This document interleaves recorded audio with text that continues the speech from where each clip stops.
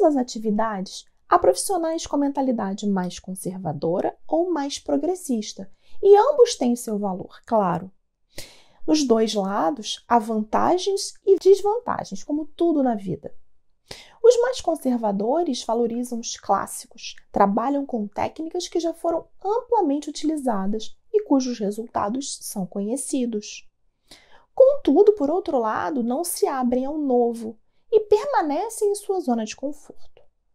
Já os profissionais mais progressistas estão mais dispostos a aprender o novo, buscam técnicas mais modernas e novas interpretações. Mas esses profissionais mais modernos podem, às vezes, ser demasiadamente aventureiros, usando técnicas novas sem o mínimo de embasamento, o que também não se recomenda. Contudo, você deve convir que os mais tradicionalistas muitas vezes perdem oportunidades de se modernizar com o tempo, à medida em que novas descobertas se destravam, novas interpretações surgem e novas técnicas vão sendo inventadas. E isso se aplica principalmente nas terapias, que se baseiam no estudo do comportamento humano, das emoções, da mente, e servem para promover alívio às dores e angústias dos pacientes. Eu vou simplificar para você trazendo uma hipótese na área da psicologia. Imagina se um psicólogo parasse seus estudos em Freud e deixasse de aprender as técnicas de Jung, por exemplo, por utilizar o simbolismo, que ele considera muito místico e sem qualquer embasamento científico. Você já pensou que oportunidades magníficas ele iria perder? Ele iria ignorar os conceitos de inconsciente coletivo, da sincronicidade, dos complexos, da ânima e do ânimos, que foram contribuições preciosíssimas de Jung para a psicologia e foram até incorporadas em outras áreas, como filosofia, literatura, arte, religiões e até na gestão de empresas. Agora vamos para um outro exemplo. Dessa vez nós temos um outro psicólogo que só considera Freud e Jung, mas ignora aqueles que viriam depois deles por não serem os clássicos. Esse psicólogo sequer estudaria a bioenergética de Alexander Lowen, que influenciou diversas técnicas terapêuticas atuais, buscando a integração da mente e do corpo.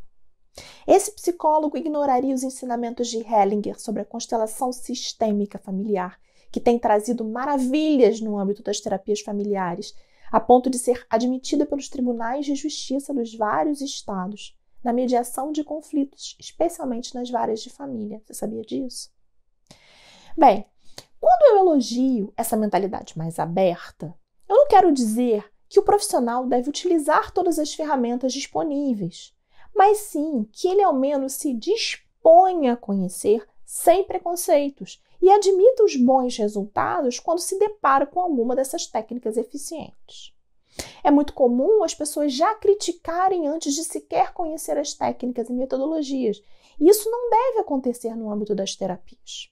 Então fica aqui comigo que eu vou explicar o meu raciocínio e vou te mostrar os prejuízos de se manter uma mentalidade fechada nas terapias. Bom, a mentalidade fechada de um terapeuta prejudica duas partes. A primeira, o do paciente, porque por preconceito o terapeuta não aprende e não aplica técnicas que podem ajudar muito a aliviar as dores do seu paciente. São, por exemplo, aqueles casos que eu citei anteriormente a respeito do psicólogo, mas que também se aplicam a técnicas terapêuticas integrativas. Se o paciente tem um padrão familiar doentio e você percebe que isso o aprisiona na dor, ele seria muito beneficiado pela constelação sistêmica, por exemplo.